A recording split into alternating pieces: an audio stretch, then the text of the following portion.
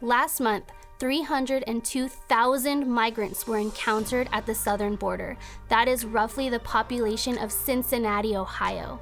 It was also the highest number of migrants encountered in a single month in U.S. history, and that doesn't even include the gotaways.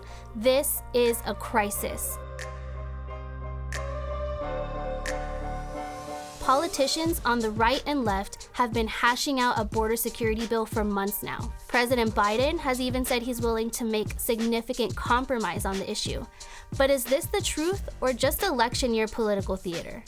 You may be surprised to learn that immigration laws didn't change between the Trump administration, when we saw the most secure border in our lifetime, and the Biden administration, which is setting records on encounters and releases regularly.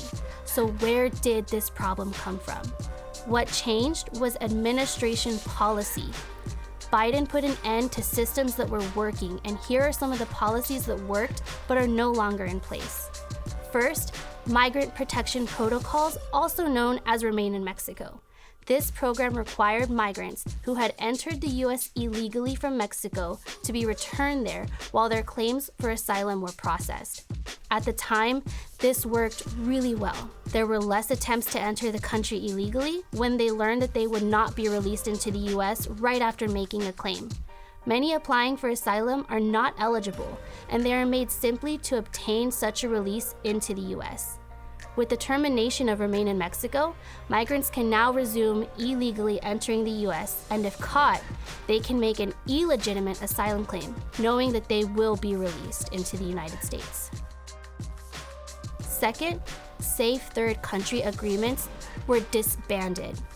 This refers to the asylum cooperative agreement signed in 2019 with El Salvador, Honduras, and Guatemala, and required that migrants traveling through those countries seeking asylum to first apply for protections in those countries.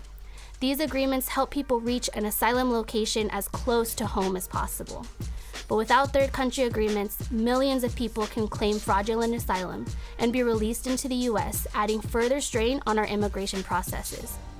Third, the Biden administration gave the green light to release millions of migrants into our country through catch and release policies. Now, Border Patrol is required to prioritize quick process and release of migrants into the United States. Court hearings for these people are pushed out over 4 years with little to no accountability of where they are going. Ankle bracelets and cell phones have been used to track unauthorized aliens, but it has been ineffective. No one should be released into the country before their case has been adjudicated by a judge.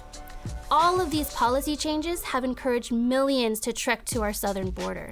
We have a border crisis, thanks to the choices of our president and his leadership. So if President Biden wants to end the border crisis, he could do it today. He can end catch and release, close the loopholes in our asylum system and the abuse of parole for unauthorized aliens, and increase the penalties for visa overstayers. In the same way President Biden had the power to create this crisis, he can and must end it immediately. The United States Senate should pass H.R. 2, the Secure Borders Act, that the House has already passed. But the monumental task of securing American sovereignty rests with the president. Learn more at texaspolicy.com.